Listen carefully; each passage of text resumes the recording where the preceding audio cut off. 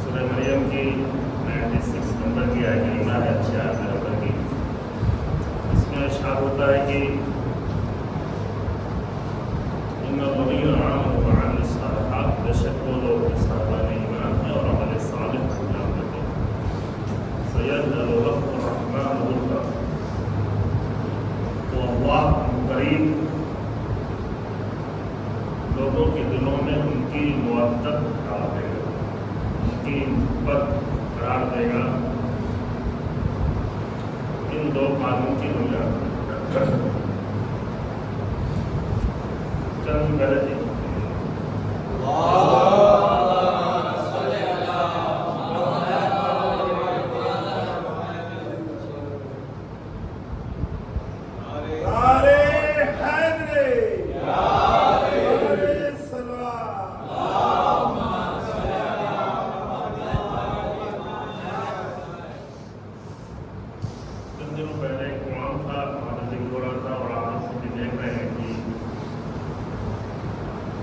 تاریخ میں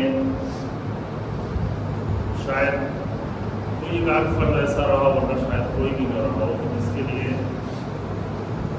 اہل بیت علیہ السلام کو چھوڑ کر، خاندان اہل بیت اور رسول اللہ کو چھوڑ کر کسی بھی انسان کے لیے چند دنوں میں پوری دنیا میں اس قدر پروگرام ہوا، اس قدر لوگوں نے یاد کیا، چھوٹی چھوٹی مسجدوں اور خانوں سے لے کر بڑے پیمانے پہ، اور کسی ایک شہر کسی ایک ملک میں نہیں بلکہ پوری دنیا میں شہید رسول اللہ کی اتنے وسیع اتنی بڑی تعداد میں پروگرامس ہوئے، اور بڑے پیمانے میں بہت سارے پروگرام۔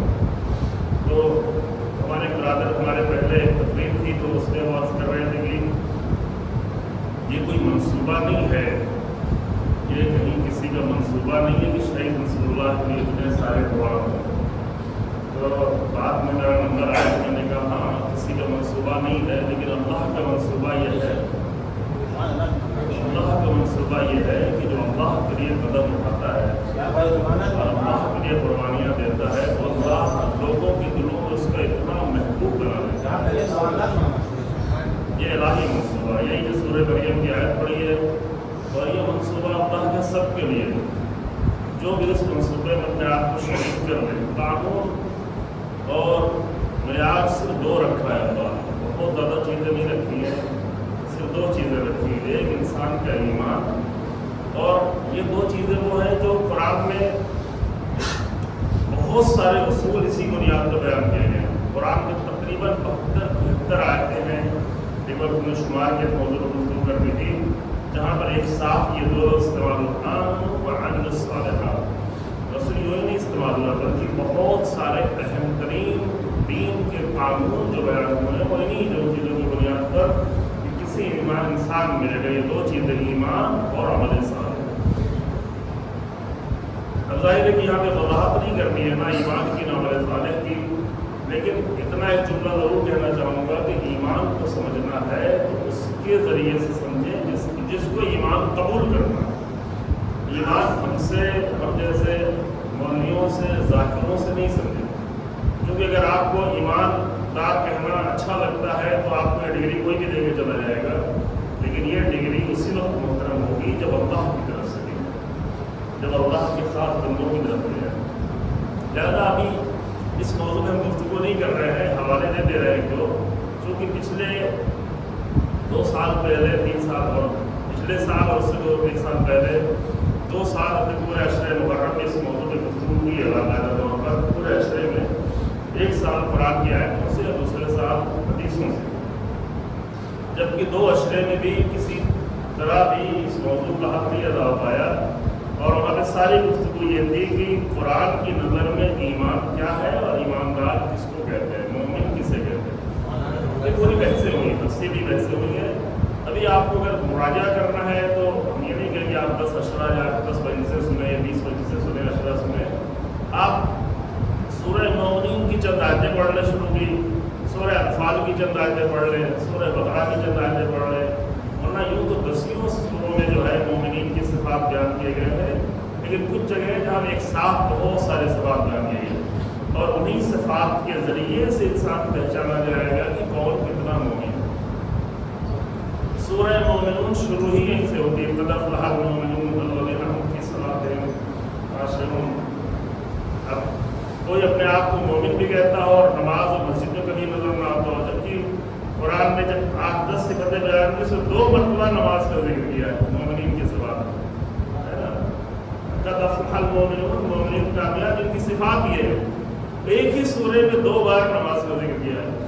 تو اصل میں وہی کہنا ہے، ہمارے یہاں بعض ممبروں سے نماز کو اتنا ہلکا کر دیا جاتا ہے کہ جن علاقوں میں نماز کے ہلکا کرنے والے ذاکروں کی تعداد زیادہ ہوتی ہے، ان کا آنا جانا زیادہ ہوتا ہے، وہاں کی مسجدوں پہ جا کے ہاتھ دیکھ لیں، وہاں کے عوام کا حال جا کے دیکھ لیں، اس قدر نماز کھول گیا، کیونکہ باقاعدہ قرآن نہیں پڑھتے ہیں، حدیثوں کو نہیں پڑھتے ہیں کہ عمل اور ایمان کے بغیر کیسے انسان اپنے آپ کو مومن کہہ دیتا ہے۔ مومن کی جو صفات بیان کی گئی ہے وہ قرآن اور حدیث میں، حدیث میں تو پورے چیپٹر ہیں، بڑے بڑے چیپٹر، ایک چیپٹر میں 10 ہیڈنگس ہیں جس کے اندر میں بہت ساری حدیثیں ہیں، اور بہت ساری حدیثیں بیان بھی کی گئی، سب نہیں بیان کی تھی کہ مومن کے صفات کیا ہوتے ہیں، اور مومن کی ایک صفت جو رسول اللہ نے بیان کی ہے اور درجات بھی بیان کیے مومن کے، وہ یہ ہے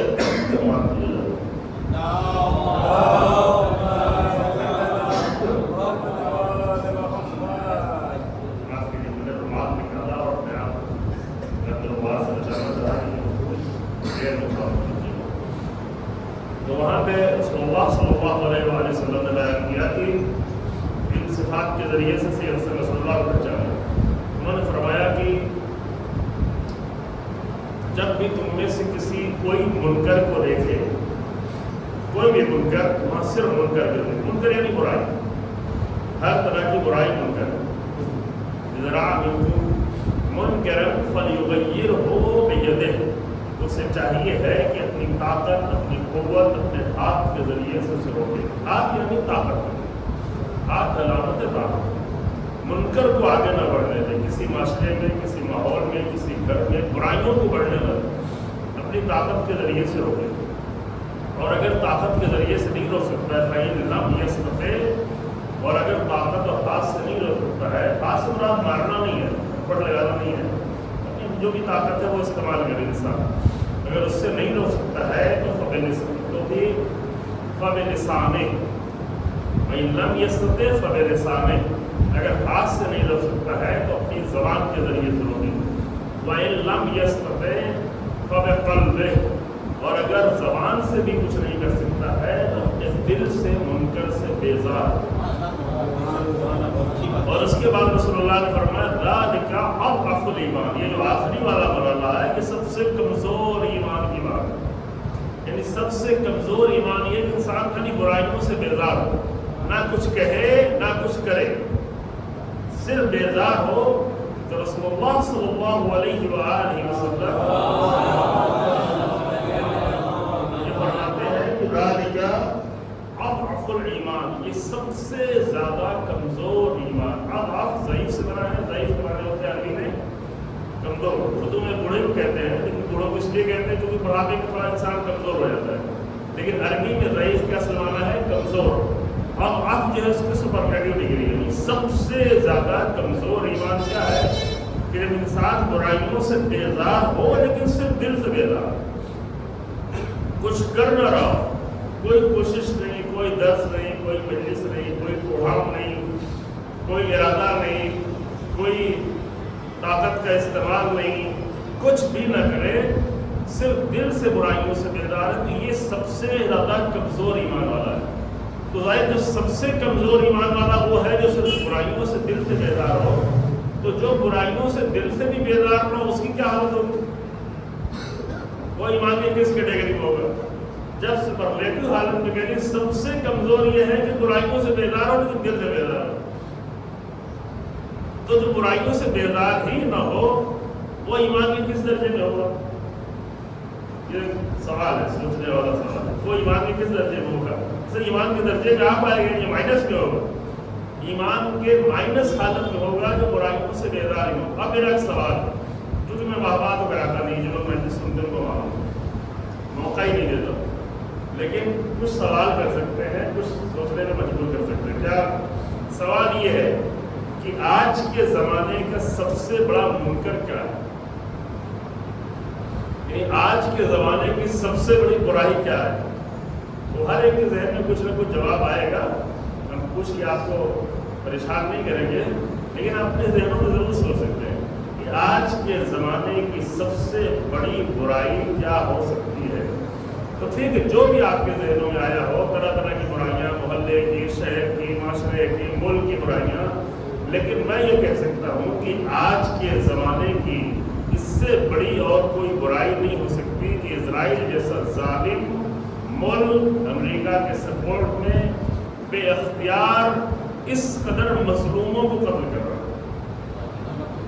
اس سے بڑی برائی ہو. ٹھیک ہے، نماز کوئی نہیں پڑھ رہا ہو یہ بھی برائی ہے، کوئی بد اخلاق ہو یہ بھی برائی ہے، کوئی گھر میں بدتمیزی کر رہا ہو یہ بھی برائی ہے، کوئی بیوی سے اچھے سے پیش نہیں آ رہا وہ بھی برائی ہے، کوئی خیانت کر رہا ہو یہ بھی برائی ہے نا، کوئی بد اخلاقی کر رہا ہو یہ بھی برائی ہے. لیکن سب سے بڑی برائی کیا ہو سکتی ہے؟ جہاں 17,000 بچوں کو اس طرح مار دیا گیا. میں تھوڑی دیر پہلے سن رہا تھا یونائٹڈ نیشن میں اس کا ذکر کیا، رپورٹ آئی یونائٹڈ نیشن، اس میں ایک چھوٹی سی بچی، اس کے ہاتھ میں فون تھا، پوری بلڈنگ گر گئی، سب کے سب مارے گئے، لیکن وہ بچی کسی ایسی جگہ بھی تھی کہ جہاں وہ بچی تھی. فون تھا تو وہ جو ہیلپ لائن نمبر ہوتا ہے اس سے ملا رہی تھی کہ میں یہاں پہ ہوں، مجھے بچاؤ. ہیلپ کرنے والے جب آئے اور بچانے کے لیے پھر دوبارہ پھر بم مارا گیا، اور جو ہیلپ کرنے والے تھے وہ بھی سب شہید ہوئے اور بچی بھی شہید ہوئی. تصویروں کے ساتھ وہ بچی کی تصویر تھوڑی دیر پہلے میں آنے سے 10 منٹ پہلے دیکھ رہا تھا، جہاں پر بھوک سے بچے شہید ہوئے. کتنے بچے بھوک سے شہید ہوئے. میزائل سے بچوں کا شہید ہونا آسان ہے، بم اور گولوں سے جان جانا آسان ہے، چونکہ بڑا اور انسان مر گیا، ختم ہو گیا، شہید ہو گیا اللہ تعالیٰ. لیکن بھوک سے شہید ہونا یعنی کیا؟ ممکن ہے 10 دن لگ جائے، 12 دن لگ جائے، 15 دن لگ جائے، جتنی جسم میں توانائی ہو اس اعتبار سے اس طرح سے. تو اس سے زیادہ ممکن ابھی کچھ لوگ ایسے تھے کہ جو یہ باتیں کر کے کرے وہ فلسطین ہے، ان کا مذہب کیا ہے، ان کا فرقہ کیا ہے، وہ بھی قرآن نہیں پڑھے ہوئے تھے، وہ بھی حدیثوں کو نہیں پڑھے ہوئے تھے. وہ بھی اگر حدیثوں کو پڑھے ہوتے تو حدیثوں میں جگہ جگہ بیان کہ مظلوم کوئی بھی ہو، کسی بھی دھرم، کسی بھی مذہب کا ہو، اگر مظلوم ہے تو تمہاری مدد کر رہا ہے، ورنہ مسلمان ہی نہیں. رسول اللہ صلی اللہ علیہ وآلہ وسلم آپ فرماتے ہیں کہ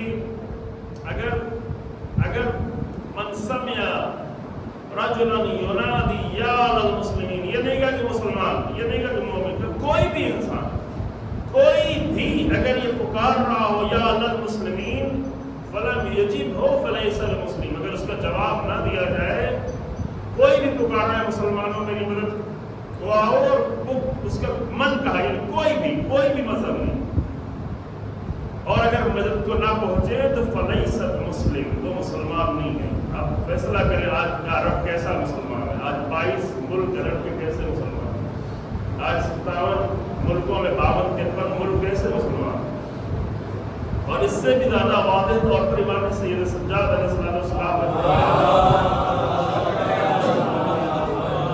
میں حدیثوں پر واپس پڑھ رہا ہوں موضوع پر، امام نے فرمایا دعا نمبر 38 سید سجادیہ کی بہت ہی عظیم دعا ہے، اس میں 38 نمبر دعا ہے جہاں پر امام نے کئی ساری چیزوں سے اللہ کی بارگاہ میں معذرت چاہیے، اللہ کی بارگاہ میں معافی چاہیے، کئی سارے بڑے بڑے گناہوں سے۔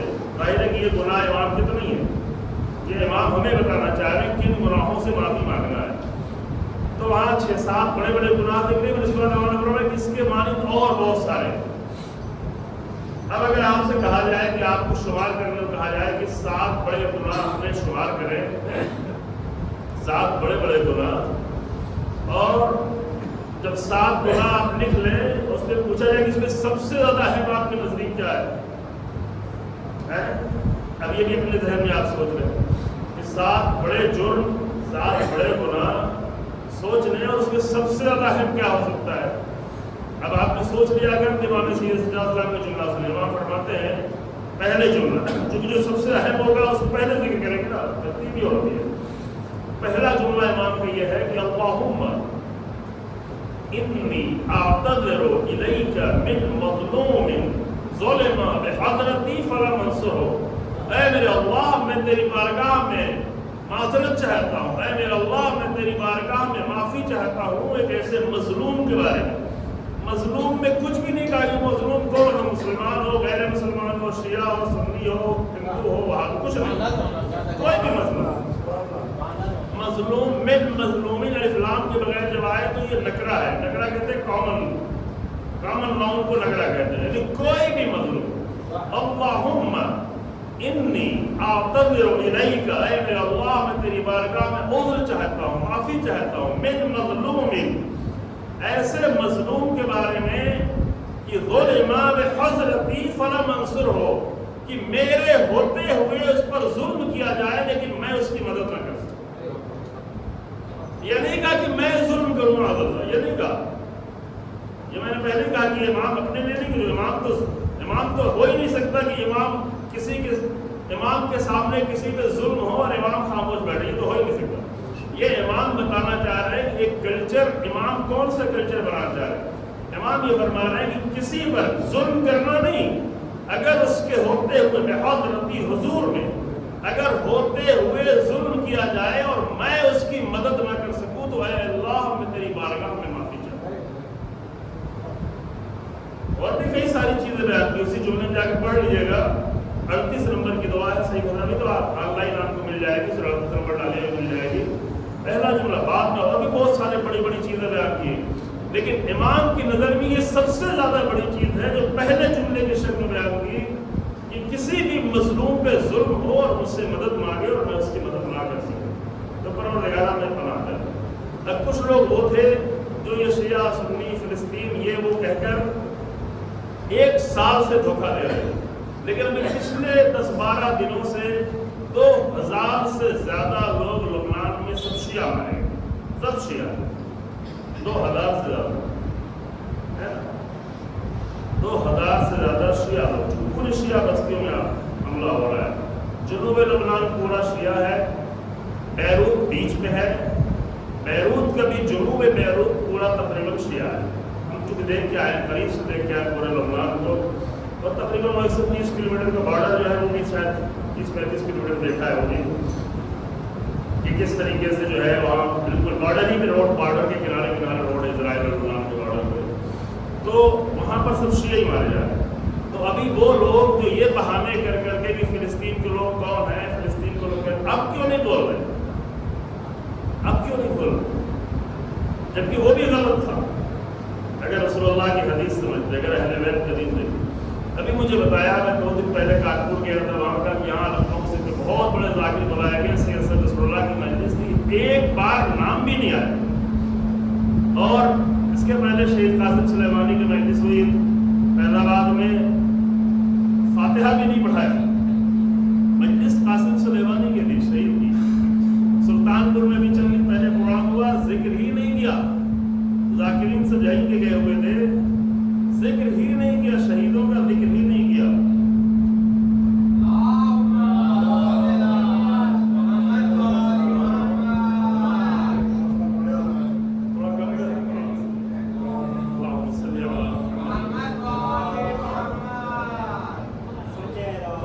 پر ایک جملہ عرض کیا تھا جو میں اسے دہرا دیتا ہوں، کہیں عرض کر چکا ہوں کہ ابھی جو ہے ان شہیدوں اور اس ظلم کے بعد یہ تو معلوم ہے کہ اس سے بڑا منکر کچھ اور نہیں ہو سکتا، اس سے بڑا منکر اور کیا ہو سکتا ہے؟ جب اس طرح علماء کو، جب اس طرح بہت ہی پاکیزہ انسانوں کو، بہت ہی عظیم اور پاکیزہ انسانوں کو شہید کیا جا رہا ہے، مسلسل شہید کیا جا رہا ہے، اور اس پر اس قدر اگر ثبوت ہو تو یہاں سے ایک چیز بہت ثابت ہو جاتی ہے، باہر کو سنانا مقصود نہیں، ہمارے بنا نہیں سکتے، اپنی آواز ہماری پہنچ جائے، یا تو اگر تھوڑا کم کر دے تو اوکے صحیح ہے،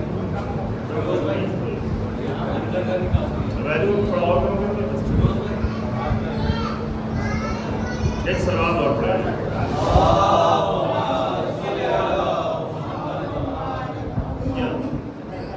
اتنی بڑی تعداد میں شہادتیں ہوئی جو شاید تاریخ میں کبھی بھی نہیں ہوا۔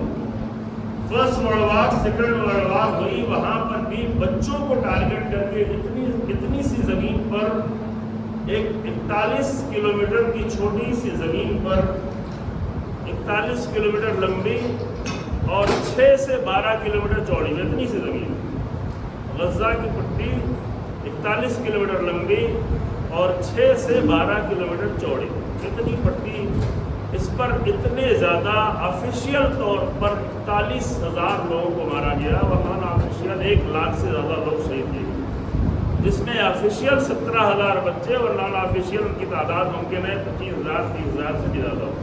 کبھی تاریخ میں کب ہوا کہ جہاں اتنے زیادہ بچوں کو شہید کیا گیا؟ اب یہ سب کچھ ہو اور کوئی انسان خاموش بیٹھا رہے تو اس کو بھلا کہاں سے توفیق ہو سکتی ہے کہ وہ حسن نصر اللہ جیسے مجاہد ہو جائے؟ کیسے ہوتا ہے؟ جو حسن نصر اللہ جیسے لوگ تو ہم سے دین نہیں لے رہے، انہوں نے اہل بیت سے دین لیا۔ اہل بیت کا دین یہ ہے کہ مظلوم کوئی بھی ہو، نصر اللہ کی ایک حدیث پہ شاید تاریخ میں کس نے کب اتنا عمل کیا ہو مجھے نہیں معلوم، لیکن اس زمانے میں ہم کہہ سکتے ہیں رسول اللہ کی حدیث ہے کہ آپ نے فرمایا کہ پوری امت مسلمہ جسد واحد کی طرح ہے، جسد الواحد، جسد واحد ایک جسم کی طرح ہے، اور ایک جسم کے کسی بھی حصے میں اگر تکلیف ہوتی ہے تو پورا جسم بے چین رہتا ہے۔ دانت میں تکلیف ہوگی پورا جسم بے چین، انگلی میں تکلیف ہوگی پورے جسم کو بے چینی ہوتی ہے۔ تو امت مسلمہ پوری ایک جسد واحد کی طرح ہے، کہیں بھی تکلیف ہوگی تو پورے جسم کو تکلیف ہوگی، تکلیف ہوگی تو وہ جسم کیا کرے گا؟ اب اگر تکلیف ہو رہی ہے تو نیند پورے جسم کو نہیں آ رہی، آرام سے پورے جسم نہیں ہو رہی، لیکن اگر پوری امت مسلمہ میں کہیں ایک جگہ تکلیف ہو رہی ہو، اب لوگ کہتے ہیں جنگ تو فلسطین میں ہو رہی تھی، یمن 1,500 کلومیٹر بیٹھا کیوں حملہ کر رہا ہے؟ یہ رسول اللہ کی حدیث پہ عمل کر رہا ہے۔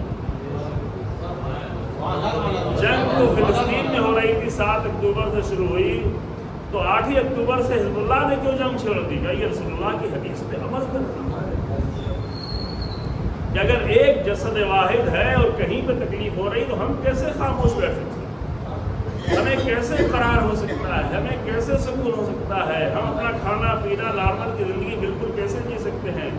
ہم کیوں خبروں کی حد تک بھی سننے کو تیار نہیں ہیں، دعاؤں کی حد تک بھی نہیں کرنے کو تیار ہیں؟ اس کا مطلب یہ کہ رسول اللہ کی حدیث تو غلط نہیں ہو سکتی، ہم ہی اس امت سے کٹے ہوئے، یعنی ہم نے اپنے آپ کو امت سے نکال دیا ہے، امت اسلامی سے، امت ایمانی سے، رسول اللہ کی بنائی امت بنی رہے گی۔ جب ایک امت میں تکلیف ہو اور دوسرے کو تکلیف نہ ہو تو گویا وہ امت سے نکل گیا۔ وہی بات رسول اللہ نے پہلے بھی کہی تھی، فلیس بمسلم، پھر وہ مسلمان نہیں رہ جاتا، جب مسلمان نہیں رہ جاتا تو ایمان کی باتیں کیا کرنا؟ ایمان کی حد تک سید حسن نصر اللہ وہ ہیں کہ جنہوں نے درد کو محسوس کیا، فلسطین کے بچوں کا درد، فلسطین کی عورتوں کا درد، فلسطین کے مظلوموں کا درد، مسجد اقصیٰ کا درد، بیت المقدس کا درد، اسلامی سرزمین کا درد، ارض المقدسہ کا درد۔ قرآن فلسطین کے لیے کہتا ہے ادخلوا الارض المقدسہ، حضرت موسیٰ جب اپنی قوم کو خطاب کرتے کہتے ہیں ادخلوا الارض المقدسہ، مصر سے نکال کے کہاں لا رہے تھے؟ فلسطین طرف، کہ اس ارض مقدسہ میں داخل ہو۔ تو 3,500 سال پہلے حضرت موسیٰ کی زبان سے کہا گیا کہ ادخلوا الارض المقدسہ، اور اسے قرآن میں 1,500 سال پہلے قرآن میں آیا، تو وہ ارض مقدس ہے۔ وہ رسول اللہ کے پہلے بھی ارض مقدس تھی، وہ حضرت عیسیٰ کے پہلے بھی ارض مقدس تھی، وہ حضرت موسیٰ اور حضرت عیسیٰ کے درمیان میں آئے ہزاروں نبیوں کے پہلے بھی ارض مقدس تھی.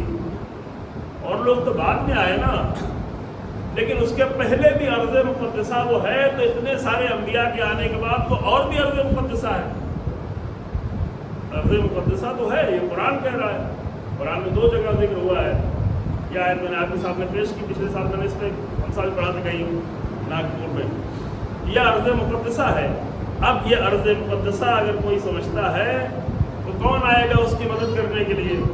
بس ایک مطلب میں عرض کروں عزیزو، زیادہ گفتگو طولانی نہ ہونے پائے. ایک مطلب پہلے اس کے پہلے عرض کر کے کہ جو ان مسائل کو نہیں سمجھتے ہیں وہ الگ الگ تعبیر میں کیا ہو سکتے ہیں. امام کی تعبیر میں کیا ہوں گے، امام علیہ السلام کی تعبیر میں کیا ہوں گے، رسول اللہ کی تعبیر میں کیا ہوں گے، جو کمزور ایمان سے بھی نیچے ہے. لیکن اگر میں ایک جملہ کہنا چاہوں کہ دیکھیں، اس زمانے میں فلسطین کے ذریعے سے اور ابھی لبنان کے ذریعے سے پوری دنیا کا امتحان ہوا ہے، اور مومنوں کا بھی امتحان ہوا ہے. اور یہ تاریخ میں ہوتا رہا، تاریخ میں ہمیشہ ہوتا رہا. کبھی یہ محرم ہے کہ کبھی کربلا کے ذریعے سے پوری امت اسلامی کے امتحان ہوا، حسین ابن علی سلام اللہ علیہ کے ذریعے. کبھی امیر المومنین کے ذریعے سے رسول اللہ کے بعد کی امت کے امتحان ہوا اور ناکام ہوتے ہوئے نظر آئے. امیر المومنین کا ساتھ نہیں دیا ہے نا، سب وقت کبھی گزرا ہے شہادت. کبھی اس سے پہلے اور بھی بہت سارے امتحان ہوئے. کبھی حضرت طالوت کے ذریعے امتحان ہوا، کبھی حضرت موسیٰ کے ذریعے امتحان ہوا، کبھی سامری مختلف امتحان ہوتے رہے، کبھی ہارون کے ذریعے امتحان ہوا. آج کے زمانے میں پوری دنیا، پوری امت مسلمہ اور تمام مومنین کا امتحان فلسطین کے ذریعے اور لبنان کے ذریعے. اور اس امتحان میں کتنے کامیاب ہیں کتنے ناکام ہیں وہ آپ کو دیکھیں. اس امتحان میں ایک گروہ الحمدللہ کامیاب ہے جو پہلے ناکام رہ چکا ہے. کربلا میں ناکام رہا ہے نا، سن 61 ہجری میں وہ گروہ ناکام رہا، یعنی عوام رسول امیر المومنین کی مدد کرنے میں ناکام رہا، حضرت ہارون کی مدد کرنے میں ناکام رہا. لیکن آج کے زمانے میں الحمدللہ پوری دنیا کی عوام مظلوموں کے ساتھ ہے. عوام کامیاب ہے الحمدللہ، اس میں کوئی شک نہیں. صرف مسلمان نہیں، صرف مومنین نہیں، بلکہ پوری دنیا. آپ کیسے کیسے لوگ احتجاج کر رہے ہیں، کیسے کیسے کوششیں کر رہے ہیں. تعجب ہوتا ہے دیکھ کر کتنی بڑے پیمانے پر کوششیں کر رہے ہیں. تو عوام نے تو مظلوموں کی حمایت کا حق ادا کر دیا، لیکن 2 گروہ سب سے زیادہ ناکام نکلا. ایک حاکموں کا گروہ، پوری دنیا کے حاکم، عرب ملکوں کے حاکم، ویسٹرن دنیا کے حاکم، ویسٹرن کلچر کے حاکم. یہ منافقوں کا چہرہ ابھر کر سامنے آ گیا، بالکل حقیقت سامنے آ گئی، بالکل ناکام گیا. ہمارے ملک کے حاکم جنہوں نے ہزاروں ٹن اسلحے بھیجے فلسطین کے بچوں کو مارنے کے لیے، یہاں سے بھی گئے. تو پوری دنیا میں حاکموں کا گروہ تو ناکام رہا، اور حاکموں سے امید بھی نہیں کر سکتے، کیونکہ جو خود ظالم ہیں وہ مظلوموں کی مدد کر ہی نہیں سکتے. ظالموں سے امید نہیں رکھی جا سکتی کہ وہ مظلوموں کی مدد کرنے کے لیے. لیکن جہاں پر حاکموں کا گروہ ناکام ہوا، وہیں پر ایک گروہ مولویوں کا بھی ناکام، عالموں کا بھی، مولوی عالم کا بھی ایک گروہ، جہاں وہ مظلوموں کے لیے ایک لفظ بولنے کو تیار نہیں. اس امتحان میں 2 گروہ ناکام ہوئے، اور الحمدللہ یہیں سے پہچان ہو گئی ہے. خدا کی قسم پہچان ہو گئی ہے. پہچان ہو گئی کہ علماء حق کون ہے، حق کا ساتھ دینے والے کون ہیں، حسن نصر اللہ کون ہیں، مجاہدین کون ہیں، رہبر انقلاب کون ہیں. جب پوری دنیا کہہ رہی تھی، جب پوری دنیا، آیت اللہ سیستانی کون ہے، ایک 95 سال کا بوڑھا انسان، لیکن پھر بھی جو ہے کیا باتیں کر رہے ہیں کہ ٹارگٹ اسرائیل اپنا ٹارگٹ بنانا چاہتا ہے. جب پوری دنیا یہ بات کر رہی تھی کہ اب تو رہبری پہ حملہ ہو جائے گا، انہیں سیکیور جگہ پہ پہنچا دیا گیا ہے، انہیں ہٹا دیا گیا ہے، اسی وقت میں آ کر کھلے آسمان کے نیچے نماز جمعہ قائم کر کے بتایا. نعرہ تکبیر، اللہ اکبر، نعرہ تکبیر، اللہ اکبر، نعرہ رسالت، نعرہ رسالت،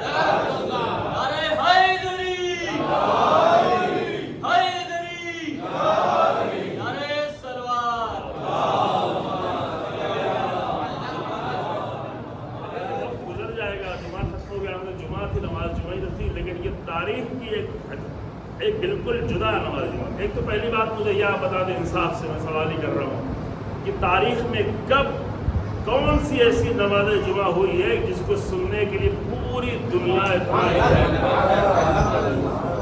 پوری تاریخ کب کسی انسان کی بات سننے کے لیے پوری دنیا اس طرح سن رہی ہے؟ میں اسے دیکھ رہا تھا، دنیا کے سارے چینل چلا رہے تھے. ہمارے ملک کے بہت سارے دہشت گرد چینل، اس کا ایک نیا نام ہم نے رکھا چند دن پہلے اس کا نام گودی میڈیا تھا، ابھی اس کا ایک نیا نام ہے دہشت گرد میڈیا. پورا دہشت گردی پھیلائے ہوئے ہیں، 10 سال سے آتنک پورے ملک میں پھیلائے ہوئے ہیں. تو یہ دہشت گرد میڈیا. دہشت گرد چینلوں پر بھی سید کی تقریر آ رہی تھی. رہبر کا خطبہ فارسی میں، ایک خطبہ فارسی میں تھا، دوسرا خطبہ عربی میں تھا. تو اس دہشت گرد چینلوں پہ اور پاکستان کے ناسبی چینلوں پر بھی رہبر کی ڈائریکٹ تقریر آ رہی تھی، اور دنیا کے ہزاروں چینلوں پر رہبر کی تقریر ڈائریکٹ آ رہی تھی. ڈائریکٹ کی تقریر آ رہی تھی. بہت سارے آپ لوگ بھی سن رہے تھے، ہم لوگ بھی سن رہے تھے. کب ایسا ہوا ہے پوری تاریخ انسانیت میں کسی ایک انسان کی بات سننے کے لیے اتنا دنیا آمادہ ہوئی؟ ملکی پیمانے میں ممکن ہوا کسی ملک میں الیکشن کے بہت ہنگامی ہو گیا تو بہت زیادہ لوگ سن رہے ہوں. مجھے لگتا ہے اتنا پھر بھی نہیں سن رہے ہوں، لیکن شاید ملک میں ہو گیا. لیکن ایسا کب ہوا کہ کسی ایک انسان کی بات کو پوری دنیا میں، جہاں دوست بھی سن رہے ہوں، اپنے بھی سن رہے ہیں، دشمن بھی سن رہے ہیں، جتنی گہرائی سے دوست بھی نہیں سن رہے ہوں اس سے زیادہ گہرائی سے پینٹاگون سن رہا تھا، وائٹ ہاؤس سن رہا تھا، برطانیہ سن رہا تھا، اسرائیل سن رہا تھا، زیادہ گہرائی سن رہا تھا. یہ کب ایسا ہوا؟ اور یہ بات میں نے صرف اس لیے کہی ہے کہ بات والا نقطہ بیان کر سکوں، اور وہ یہ ہے کہ جب ایک عالم کی بات سننے کے لیے دنیا اتنا آمادہ ہو سکتی ہے تو کیا پتا کہ جب وقت کا امام آئے تو دنیا کتنا ہے.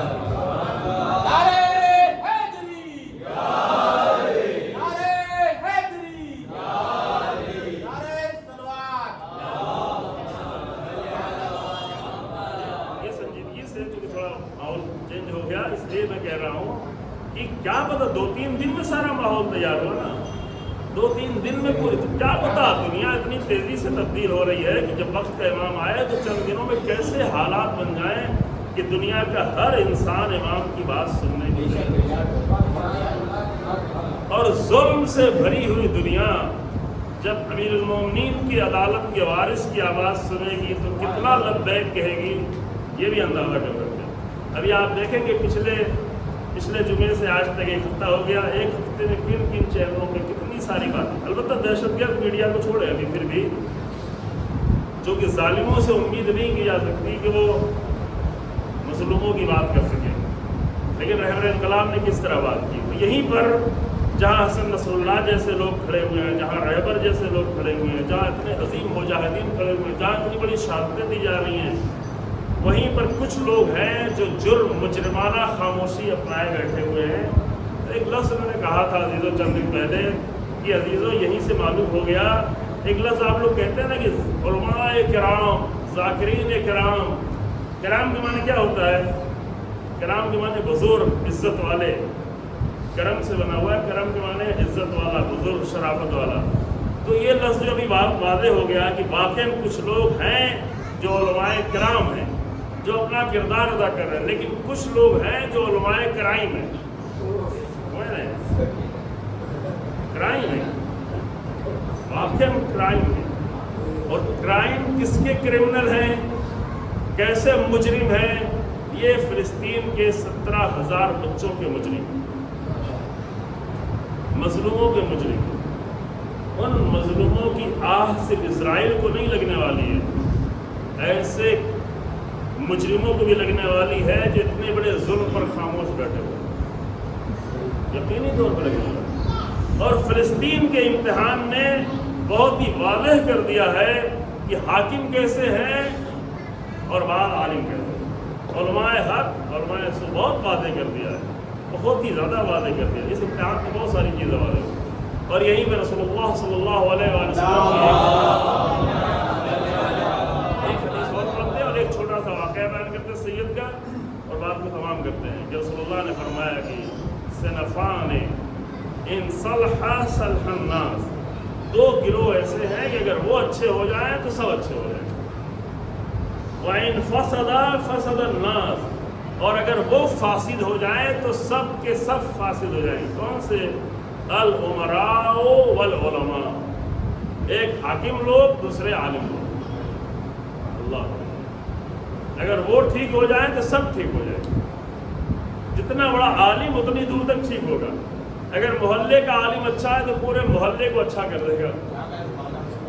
شہر کا عالم اچھا ہے تو شہر کو اچھا کرے گا. ملک کا عالم اچھا ہے تو ملک کا عالم کرے گا. یونیورسل عالم اچھا ہے تو یونیورسل اثر ڈالے گا. جو ڈال رہے ہیں الحمدللہ، اس کو یہ اثر ڈالتے ڈالتے شہادتیں دے رہے ہیں، شہادتیں دے رہے ہیں. شہادتوں کی پرواہ بھی نہیں ہے. شہادتیں میراث ہیں. بعض لوگ نا امید ہو رہے ہیں. شہادت سے تو زندگی آتی ہے، شہادت سے فتح آتی ہے. سید حسن نصر اللہ جب تک زندہ تھے تب تک وہ لبنان میں محدود تھے، لیکن اب شہید ہونے کے بعد پوری دنیا کے ہو نہیں ہوئے. جب تک زندہ تھے تب تک جو بھی اثر ڈالنا تھا وہ لبنان میں ڈال رہے تھے. آج شہادت کے بعد شہید ہونے کا اثر ایران سے آگے بڑھ رہا ہے. ایران جرأت نہیں کر پا رہا تھا، رہبر انقلاب کی بات کو ٹال رہا تھا بار بار. ایران سے مراد ابھی جو نئے پریسیڈنٹ آئے ہیں، جو نئی کابینہ آئی ہے، کمزور لوگ، بزدل لوگ، سچ میں بزدل لوگ، وہ لوگ جب آئے تو ہمت نہیں کر رہے. اتنے دن پہلے رہبر نے کہا تھا کہ اس کا جواب دیا جائے گا نہیں. جب اپنے ملک میں کسی مہمان کو مارا گیا، اسماعیل ہنیہ جو بہت عظیم کردار تھا، ان کا بھی عظیم کردار تھا، خصوصاً 2006 سے لے کر کے 2024 بہت ہی عظیم کردار تھا. رہبر کی بات کو ٹالتے رہے، رہبر کو شرمندہ کرتے رہے. لیکن جب شہید نصر اللہ کی شہادت ہو گئی تو عوام نے تقاضا کرنا شروع کیا کہ استعفیٰ دو. بڑے پیمانے ایران میں بڑے پیمانے پہ تقاضا ہونے لگا کہ استعفیٰ دیں، تو مجبور ہوئے.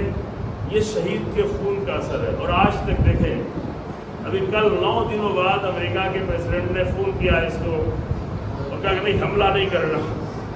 اب اتنے دن سے تو ہمارا میڈیا ابھی دہشت گرد میڈیا کا حملہ ہو جائے گا، اسرائیل کی اتنی بڑی طاقت ہے تو ایسا کر دے گا تو ایسا کر دے گا.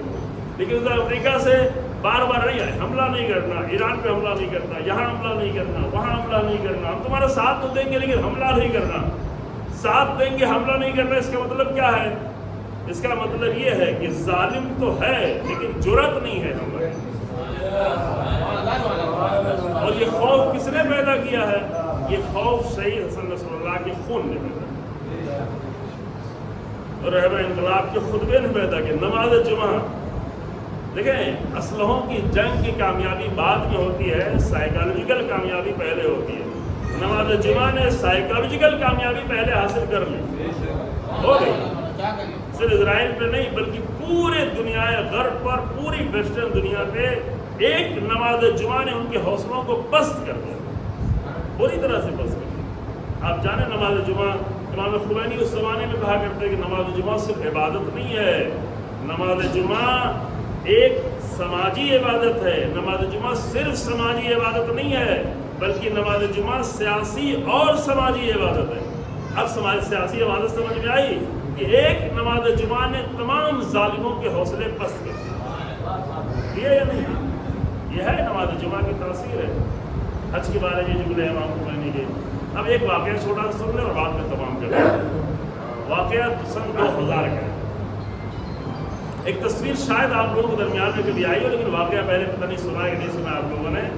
اگر بعض لوگوں نے سنا تو میرا 2-3 منٹ کا بیکار جائے مان لیا، تو پھر یاد دہانی بھی اچھی ہے، مجھے یاد کر کے بھی اچھا لگتا ہے. سن 2000 تاریخ کا ایک اہم مسئلہ تھا. 2000 وہ تھا کہ جہاں پر اسرائیل لبنان کی زمین کو چھوڑ کے، اپنے اسلحوں کو چھوڑ کے بھاگا تھا. پہلی بڑی شکست اسرائیل کو کب ہوئی تھی؟ سن 2000. آپ میں سے کچھ لوگ بزرگ ہیں، اس زمانے میں اگر اتنا میڈیا کم تھا، سوشل میڈیا وغیرہ نہیں تھا اور اسٹریم میڈیا میں یہ چیزیں آتی بھی نہیں ہمارے ملک میں، تو شاید نہ آئی ہو. لیکن عالم اسلام میں یہ بہت زیادہ تھی کہ اسرائیل شکست کھا کر پوری طرح سے 2000 میں بھاگ گیا لبنان کی زمین کو چھوڑ کر، بڑی زمین. تو سن 2000 میں حسن نصر اللہ کو مرد عرب قرار دیا گیا، تمام عرب کی طرف سے. سمجھ رہے ہیں؟ سن 2006 تو آپ سب لوگوں کو معلوم ہوگا جنگ ہوئی تھی. سن 2006 میں بھی الجزیرہ اور دوسرے بعض چینل نے پوری عرب دنیا میں سروے کرایا تھا تو 82 یا 83% لوگ حسن نصر اللہ کو سب سے زیادہ چاہتے ہیں. یعنی سب سے زیادہ محبوب تمہارے نزدیک کون ہے؟ ظاہر ہے کہ پورے عرب میں 20% سے زیادہ شیعہ نہیں ہے. اب یہ 82% اگر کہہ رہے ہیں کہ میرے نزدیک سب سے زیادہ محبوب جو حسن نصر اللہ ہے، تو یعنی یہ کہ 62% اہل سنت بھی کہہ رہے ہیں کہ محبوب میرے نزدیک حسن نصر اللہ ہے.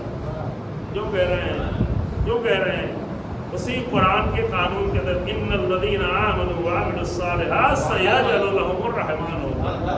ایمان ہو، عمل صالح ہو تو اللہ دلوں میں محبت خود ہی ڈال دے. اللہ ڈالے، یہ اللہ کا کام. اب میں واپس نہیں پڑھ لوں گا، بیچ میں ایک جملہ کہہ کے واقعہ بیان کرتا ہوں کہ یہ قانون ہم سب کے لیے اپنے آزما کے دیکھ لیں. ایمان اور عمل صالح کے ساتھ زندگی گزارنا شروع کریں تو محبوب ہوتے چلے جائیں. پہلے گھر میں، پڑوسیوں میں، رشتہ داروں میں. ورنہ بعض لوگ ہوتے ہیں جو گھر میں آگے کھا پی تو لیتے ہیں لیکن محبت نہیں ہوتی کسی کی. بیوی کو محبت نہیں ہوتی، گھر والوں کو محبت نہیں ہوتی. بچے بھی کبھی کبھی بیزار ہوتے ہیں، بات کی بنیاد پہ ایموشنل کچھ باتیں ہوتی ہیں لیکن دل سے محبت نہیں ہوتی ہے. کیونکہ اصل مشکل کہاں ہے؟ مشکل قرآن ہے. ان الذین آمنوا وعملوا الصالحات. ایمان نہیں تو کیسی محبت؟ عمل صالح نہیں ہے تو کیسے؟ اب عمل صالح کو ہم عام طور سے ہی سمجھتے ہیں نماز روزہ چند اچھی بات ہے، لیکن بہت ساری چیزیں ممکن ہے ریاکاری ہو. عمل صالح جو مرد میدان ہو، عمل صالح جو مظلوموں کا حامی ہو، عمل صالح جو لوگوں کے فکر مند ہو، عمل صالح جو اپنے آس پاس کے لوگوں کے لیے فکر مند ہو. عمل صالح صرف عبادتیں نہیں ہیں، عبادتوں سے زیادہ اللہ کو محبوب وہ عمل ہے جس سے لوگوں کو فائدہ پہنچے. اور اگر کوئی اپنی جان خطرے میں ڈال کے لوگوں کو فائدہ پہنچانا چاہے، اس سے بڑھ کر عمل صالح اور کیا ہوگا؟ حسن نصر اللہ وہ ہیں کہ 2024 میں وہ شہید ہوئے. 1997 میں اپنے جوان بیٹے کو شہید کیا اور ان کا جوان بیٹا لبنان کی زمین پہ شہید نہیں ہوا بلکہ اسرائیل کی سرزمین پہ شہید ہوا. یہ دنیا نے سمجھ لیا. اس وقت دیکھا چونکہ اس کے چند مہینے بعد ہی وہ ایران بھی آئے تھے. ہم لوگ ایران میں تھے اور مسجد میں تھے، ایسے ہی تقریر کر رہے تھے. ہم لوگوں سے ایک مختصر ملاقات بھی ایسے ہوئی مسجد میں. بیٹے کی شہادت کے چند مہینے بعد تو ہم لوگ تو دیکھ کے حیرت ہو گئی. تو خود ہی بالکل ابھی جوان دکھ رہے ہیں اور اس کے چند مہینے پہلے ان کے نوجوان بیٹا 19 سال کے بیٹا شہید ہو چکا تھا اور دشمن کی سرزمین پہ شہید ہوا تھا. کیوں شہید ہوا تھا؟ ظاہر ہے کہ اگر کسی آپریشن کے لیے ایک لیڈر کو بھیجنا تھا تو اتنے بڑے لبنان میں کسی کو بھیج سکتا تھا، لیکن جب خطرے کی سرزمین پہ بھیجنا ہوا اس نے اپنے جوان بیٹے کو بھیجا. یہ میں یوں ہی نہیں عرض کر رہا ہوں، جذباتی بات نہیں عرض کر رہا ہوں کہ کیوں حسن نصر اللہ اتنے محبوب ہو گئے دلوں کو. شاید بہت لوگ جانتے نہ ہوں، یہ اللہ کی بارگاہ میں ان کا خلوص ہے کہ اپنے پہلے بڑے جوان بیٹے کو سب سے زیادہ خطرے کی حالت میں بھیج دیا اور بیٹا شہید ہوا اور اسرائیل کے چینل پہ آیا کہ یہ تصویریں دکھائی گئی کہ یہ ہم نے مار دیا ہے. اور 1 سال بعد ان کی میت ملی اور جب جنازہ ملا تو وہاں پر شکر کیا اور فخر کیا کہ خدا کا شکر ہے کہ آج ہم بھی ان لوگوں میں شامل ہو گئے جنہوں نے اپنے گھر میں قربانی دی ہے. یہ سب کے ساتھ نہیں تھا تو یوں ہی کوئی حسن نصر اللہ نہیں بن جاتا تھا. سمجھ رہے ہیں؟ کوئی معجزہ نہیں ہوتا. وقت نہیں ہے کہ کیسے انہوں نے بچپن سے زندگی گزاری ہے، کیسے جوانی کی زندگی گزاری ہے. بعض جگہوں پہ عرض کر چکے ہیں، ابھی اتنی گنجائش نہیں ہے، لیکن یہ واقعہ سن لے بات تمام کریں کہ سن 2000 میں جب پورے عرب میں اسرائیل کو شکست دینے کی وجہ سے سید حسن نصر اللہ کو مرد عرب کہا گیا. 1992 سے قیادت شروع ہوئی تھی سید حسن نصر اللہ کی، مرد عرب. اور پھر 2000 میں ایران میں ایک بہت بڑا پروگرام ہوا تہران میں جہاں پوری دنیا اسلام کے لوگوں کو بلایا گیا، دعوت دی گئی تھی. پوری دنیا اسلام کے لوگ آئے ہوئے، بڑی بڑی شخصیتیں، کریم لوگ آئے تھے. بہت بڑے ہال میں پروگرام ہو رہا تھا اور رہبر انقلاب کی تقریر ہو رہی تھی. اوپر رہبر انقلاب تقریر کر رہے تھے، ابتدائی تقریر. اور جب رہبر تقریر کر کے نیچے اترے، ہال میں پورا بڑے ہال میں کرسیاں لگی تھی، بیچ میں تھوڑی خالی جگہ تھی. ادھر کرسی پہ حسن نصر اللہ بیٹھے تھے، ادھر رہبر اترے. بیچ ہال میں جب پہنچے، خالی جو جگہ تھی بیچ میں قالین وغیرہ بچھاتے بکلے رکھے تھے، یہ اپنی کرسی سے اٹھ کے آئے اور اٹھ کر آنے کے بعد انہوں نے رہبر کے ہاتھوں کو یہاں سے چومنا شروع کیا. لیکن چومنے کا انداز بھی ہے، تو آپ کسی کا ہاتھ ایک تو جلدی چومنے نہیں دیتے لیکن ملا لیتے ہیں، لیکن وہ اس طرح سے چوما کہ وہ تصویر آگے پوری دنیا میں پھیل گئی۔ ابھی بھی آپ دیکھیں مل جائے گا آپ کو کہ یہاں بھی اس طرح چوم رہے ہیں، ہاتھ کو بازو کو چوم رہے ہیں۔ تو بعد میں کسی نے ان سے پوچھا کہ بھائی آپ تو بار بار ایران آتے رہتے تھے، کیونکہ 1998 میں بھی آئے تھے، ہماری جو ہم لوگ مسجد میں آئے تھے نماز پڑھانے، تقریر کی تھی، پھر 2000 میں آئے تھے، ایران بار بار آتے رہتے، ایران پڑھنے کے لیے بھی پہلے آ چکے تھے، بولتے تھے۔ تو ان سے بعد میں کسی نے پوچھا کہ آپ تو رہبر سے بار بار ملتے رہتے ہیں، بار بار ملاقات ہوتی رہتی ہے، لیکن اس طرح سے آ کر پورے مجمع پوری دنیا اسلام کی سب سے بڑی شخصیتوں کے درمیان میں بیچ ہال میں اس طرح سے چومنا، نارمل طریقے سے بھی نہیں بلکہ اس طرح ہاتھ چومنا، اس کا کیا مطلب تھا؟ کہا کہ یہ میں تو اول یہ کہ میں رہبر سے جتنی عقیدت رکھتا ہوں وہ میرے دل کی بات ہے، لیکن یہ فقط دل کا مسئلہ نہیں ہے، یہ میں دنیا عرب کو بتانا چاہتا ہوں کہ جب 2000 میں جب پوری دنیا عرب نے مجھے مرد عرب کہا ہے، سب کی نگاہیں میری طرف ہے، تو میں بتانا چاہتا ہوں کہ میری نگاہ کس کی طرف، میں کس کی طرف، میں کس سے حکم لیتا ہوں۔ اور یہ تو ان کی بات تھی۔ جب ایک جملہ میں کہہ دوں کہ ساری دنیا کی نگاہیں سید حسن نصر اللہ کی طرف، آج حسن نصر اللہ کی نظر رہبر کی طرف، رہبر کی نظر وقت کے امام کی طرف، اور وقت کے امام کے آنے کے امکانات شاید بہت ہی نزدیک ہو گئے ہوں۔ تو مجلس کے خلاصے کے طور پر ہم یہ کہہ سکتے ہیں عزیزوں کہ یہ مجلسیں صرف اس لیے نہیں ہو رہی ہیں کہ ہم ایک ایصال ثواب کرتے ہیں، ایسے عظیم شہیدوں کو ہمارے ایصال ثواب کی ضرورت نہیں ہے، لیکن ان مجلسوں کو ہم اس طرح کہہ سکتے ہیں، ان مجلسوں کے ذریعے سے اگر یہ دنیا ظلم سے بھر چکی ہے، عالمی پیمانے پہ ظلم ہو رہا ہے، اور اگر عالمی عدالت کا پرچم بلند ہونے والا ہے تو ان شہیدوں کی یاد کے ذریعے سے ہم اپنے آپ کو آمادہ کرتے ہیں۔ بس سیدھی سی بات ہے۔ اور آمادگی فقط یوں ہی نہیں ہے کہ مجلس کر لیا ذہنی، اخلاص پیدا کرنا ہوتا ہے، پاکیزگی پیدا کرنی ہوتی ہے، اللہ کی راہ میں قربانیاں دینے کا ارادہ کرنا پڑتا ہے۔ اللہ کی راہ میں قربانیاں دینا آسان کام نہیں ہوتا ہے۔ ہم تو ہمیشہ اپنی مجلسوں میں انہی لوگوں کا ذکر کرتے ہیں جنہوں نے ہمیشہ قربانیاں دی ہیں، لیکن جب تک قربانی دینے کا شوق نہیں پیدا ہوگا۔ چند دن پہلے مجھے جہاں مجلس تھی وزیر گنج میں کسی نے کہا کہ مولانا گاڑی میں بیٹھے اسی میں مولانا مجھے کسی نے بتایا کہ 313 امام کے ناصروں میں سے کوئی بھی ایک ہندوستانی نہیں ہوگا۔ میں کہہ رہا تھا بعد میں کہ بھئی 313 جو سپہ سالار ہوں گے، اگر سپہ سالار نہیں بن سکتے تو کم سے کم سپاہی تو بنو۔ اتنا تو پاکیزگی پیدا کرے انسان، اتنا تو اخلاص پیدا کرے، اتنا تو اپنے آپ کو مضبوط کرے، اتنا تو ظلم کے مقابلے میں اپنے آپ کو مضبوط کرے، اتنا تو بزدلی اپنے کم سے کم کرے کہ اگر سپہ سالار نہیں بن سکتا تو سپاہی تو بنے، ٹاپ لیول کا سپہ سالار نہیں بن سکتا تو سیکنڈ تھرڈ لیول کا تو بنے۔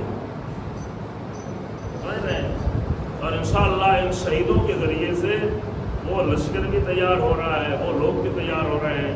اللہ کی بارگاہ میں دعا ہے کہ وہ ہم سب کو بھی فرصت دے، ہم سب کو بھی توفیق دے کہ ہم صرف الاجل نہ کہیں بلکہ اپنے آپ کو اس عالمی عدالت کے پرچم کو لہرانے کے لیے آمادہ بھی کریں انشاءاللہ۔ یہ پرچم تو طے ہے کہ لہرا کر رہے گا۔ ابھی بہت سارے علماء ہے سنت کی باتیں بھی آپ سن رہے ہیں، ان پہ بھرا پڑا ہے، ساری علامتیں بتا رہے ہیں کہ بالکل علامتیں نزدیک ہے، خدا کرے کہ بہت آ جائے، یقینی طور پہ کچھ نہیں کہا جا سکتا، لیکن عزیزوں اس کے پہلے ہے کہ بہت ساری قربانیاں ہوں گی، پتہ نہیں کتنے نفس زکیہ کی شہادتیں ہوں گی۔ سخت ہوتا ہے، ایسے عظیم انسانوں کی شہادتیں دل کو زخمی کر دیتی ہیں، اور 30 سالوں سے اتنا عظیم کردار ادا کرنے والا مجاہد 1-2 سال نہیں، 2-4 سال نہیں، اور 30 سالوں سے 1992 سے لے کے ابھی تک اتنا عظیم کردار ادا کرنے والا مجاہد اگر شہید ہوتا ہے تو اس کی شہادت پہ بہت سارے دل روتے ہیں، بہت سارے دل زخمی ہوتے ہیں۔ اس شہادت کو بھلایا نہیں جا سکتا، دنیا جب تک بھی رہے، لیکن کچھ شہادتیں ابھی تو ہزاروں لاکھوں لوگ شہید ہوئے پچھلے 8-10 سالوں میں، لیکن کچھ شہادتیں ایسی جن کو بھلایا ہی نہیں جا سکتا۔ शायद इसलिए भुलाया नहीं जा सकता कि वो इतना बड़ा फिगर, इतना बड़ा उम्मीद बन चुका था पूरी उम्मत के लिए, हर एक के लिए, मजलूमों के लिए, बेसहारा लोगों के लिए। वो किरदार नहीं भुलाया जा सकता। मैं एक नमूना पेश करूँ मसाइब के तौर पर। करबला में 72 कम से कम 72 शहीद हैं, तादाद और भी है क्योंकि बहुत सारे शोधा वो हैं कि जो मेरे साथ के लश्कर से निकल कर आए, शहीद हुए और तारीख में उनके नाम लिखे हैं लेकिन लोगों को नहीं मालूम। लेकिन ये जो मशहूर है 72 शहीद, तो 72 शहीद के भी सबके नाम लोगों को नहीं मालूम, अगरचे वो सब अजीम थे, सब नहायत ही अजीम शोधा थे। लेकिन उसमें एक नाम, जब करबला के शहीदों का जिक्र होगा तो हुसैन इब्न अली के बाद एक नाम जो सबसे ज़्यादा उभर के आता है वो किसका नाम है? वो हज़रत अबुल फज़ल अब्बास का नाम। हमारे उस्ताद हिफाज़त फरमाए जवाद आमली एक अजीब जुमला कहते थे कि अल्लाह की मर्ज़ी थी कि अबुल फज़ल अब्बास का लाशा वहीं दूर ही पड़ा रह जाए, ना उठे, उठकर मक्तल तक ना आए, उठकर खैमे तक ना आए, ताकि अबुल फज़ल अब्बास के लिए वैसा ही एक हरम बने जैसे हुसैन इब्न अली का। ये इम्तियाज़ अलग से क़यामत तक बाकी रहे, क़यामत तक। आप जाके देखें बैनुल हरमैन खड़े होंगे, इंशाअल्लाह नसीब हो, इधर हुसैन इब्न अली का रोज़ा देखें, इधर अबुल फज़ल अब्बास का रोज़ा देखें, ऐसा लगेगा कि जैसे कुछ फ़र्क ही नहीं है। वो इमाम में तो गुलाम में बहुत, इमाम और गुलाम में बहुत फ़र्क है। लेकिन अल्लाह की ये मर्ज़ी थी कि अबुल फज़ल अब्बास का लाशा ना उठे, वहीं पर ये रोज़ा बने, वरना गंजे शहीदा में जैसे और भी इतने सारे लाशें हैं, वहीं पर अबुल फज़ल अब्बास के लाश को दफन कर दिया जाता। लेकिन अल्लाह ने यह एहतमाम किया था कि शहीद को इस तरह से याद किया जाए। तो शहीद तो करबला के सभी अजीम थे, लेकिन अब्बास कुछ और थे। अब्बास इसलिए कुछ और थे कि अब्बास सबका सहारा थे, अब्बास सबका भरोसा थे, अब्बास दुश्मनों के दिल में खौफ थे, अब्बास हुसैन इब्न अली की कमर थे, अब्बास हुसैन इब्न अली का बाजू थे, अब्बास खैमे में बैठी हुई बीवियों का सहारा थे, अब्बास खैमे में भूखे और प्यासे बच्चों की उम्मीद थे। ये मामूली बात है। इसी तरह आज के ज़माने में शहीद तो बहुत है, लेकिन फ़िलिस्तीन के बच्चों से जाके पूछो तो कहते थे हसन नसरुल्लाह, मजलूमों से पूछे तो कहते थे हसन नसरुल्लाह, दुनिया भर के मजलूमों से पूछे तो वो हसन नसरुल्लाह का नाम लेते थे। इसलिए कोई इंसान जब भरोसा बन जाता है, और यहाँ पर मैं एक छोटा सा नुक्ता बयान करना चाहता हूँ कि जहाँ भी रहें कुछ लोगों का भरोसा बन के रहना चाहिए। एक घर में, एक मोहल्ले में, एक ख़ानदान में लोगों का भरोसा बन के रहना चाहें तो इंसान की क्वालिटीज़ उभर कर सामने आती है। अब्बास वो थे जो प्यासे बच्चों का भी भरोसा थे, अब्बास वो थे जो खैमे में बैठी हुई बीवियों का भी भरोसा था। सुबह आशूर से लेकर असर आशूर से पहले तक लाशों पे लाशें आ रहे थे, लेकिन बीवियों की निगाहें अब्बास पे टिकी हुई थी। यहाँ सब शहीद हो गए लेकिन अब्बास तो है। सिर्फ बीवियों के नहीं, हुसैन इब्न अली की नज़र भी अब्बास पे थी कि मेरा भैया अब्बास तो है। अब्बास जब इजाज़त लेने के लिए आए, मैं पूरा तो साहिब नहीं पढ़ रहा हूँ, तो यही कहा कि मेरे भैया तुम तो लश्कर के अलमदार हो, यानी कि है मेरे भैया कोई भी नहीं लेकिन तुम तो हो। और यही नहीं अजीजों, उधर दुश्मन के दिल में भी खौफ था कि सबको मार लिया लेकिन अभी अब्बास तो है। मैं मसाइब के दरमियान में रुक के जुमला कहूँ, पहले के ज़माने की जंग आज जैसी जंग नहीं होती थी कि कहीं से गोला मार दिया जाए, कहीं से मिसाइल मार दिया जाए, कहीं से बम मार दिया जाए। बहरहाल सामने आके जंग करना पड़ता हो, और लश्कर 30,000 का भी हो लेकिन सामने जंग करने वाले एक इंसान के सामने 10-20 लोग होंगे। पहली सफ में 10-20 होंगे, उसके पीछे और होंगे, उसके पीछे और होंगे। जंग ये होती। तो अगर अब्बास जंग करने जाते हैं, जंग करने ना भी जाए, पानी लेने जाते हैं, टूटा हुआ नेज़ा लेके जाते हैं, तो किसमें मजाल है जो अब्बास के सामने आए, और कौन है जो आए तो ठहरे और बचे। इसलिए एक अब्बास पूरे लश्कर पर खौफ बने हुए थे। कौन जाएगा, कौन लड़ेगा, लड़ेगा तो कौन बचेगा, कौन जंग करेगा। سب شہید ہو رہے تھے، لیکن لوگوں کی نگاہیں عباس پر ٹکی ہوئی. یوں تھوڑی نہیں تھا کہ شبر کو عباس سے محبت ہو گئی تھی امان نامہ لے کے آیا تھا. نہیں، یہ خوف تھا کہ عباس تو ہے، ہمارے پاس اتنا لشکر آ گیا لیکن ادھر عباس تو ہے. اور یہی بات کہ ادھر بیویوں کا سہارا، ادھر دشمن کے دل کے خوف، یہ انسان کو اتنا عظیم بنا دیتا ہے. اسی لیے جب مقتل سے عباس کی آخری آواز آئی، آخری ادرک خاک، تو حسین ابن علی نے اپنی قبر پہ ہاتھ رکھ لیا، آواز دیا لال انکسر ظہری وقلت حیلتی وشمت لی عدوی. اے میرے بھیا، اس آواز سے میری کمر ٹوٹ گئی، میرے بھیا میرے لیے چارہ راہ نہ رہا، دشمن مجھے تانے دیں گے. تو وہ آنکھیں جو تیرے ہونے سے چین سے سویا کرتی تھی، انہیں پھر سونا نصیب نہیں ہوگا. وہ کوفے اور شام کا بازار اور وہ جو تیرے خوف سے جگتے تھے، اب وہ آرام سے سوئیں گے. انا للہ و انا الیہ راجعون. سيعلم الذين ظلموا أي منقلب ينقلبون. ربنا تقبل منا إنك أنت السميع العليم بحق العلم والجود الكريم. يا رب ہمارے سمجھ میں یا ہمارے گناہوں کو معاف فرما. یا رب میں شہداء کی راہ پر چلنے کی توفیق دلائے. پروردگار دنیا ظلم و ستم سے بھری ہوئی دنیا کو عدل و انصاف سے بھر دے. پروردگار مجاہدین کو کامیابی اور کامیابی عطا فرما. پروردگار یمن، لبنان، ایران، سیریا، فلسطین کی زمین کی حفاظت فرما، مظلوموں کی حفاظت فرما، ظالموں کے شر کو ان کی طرف پلٹا دے. علماء حق، علماء کرام، مراجع کرام، آیت اللہ سستانی، رہبر انقلاب، جس پورے لشکر اسلام کے سپہ سالار ہے، پروردگار تمام بزرگوں کو کھلا عمر عطا فرما. امام زمانہ کے ظہور میں عجیب فرما اور ہم سب کو امام کے حقیقی ناصروں میں قرار دے. ایک سورہ حمد اور سورہ توحید کی تلاوت فرما کر تمام شہداء اسلام اور خاص طور سے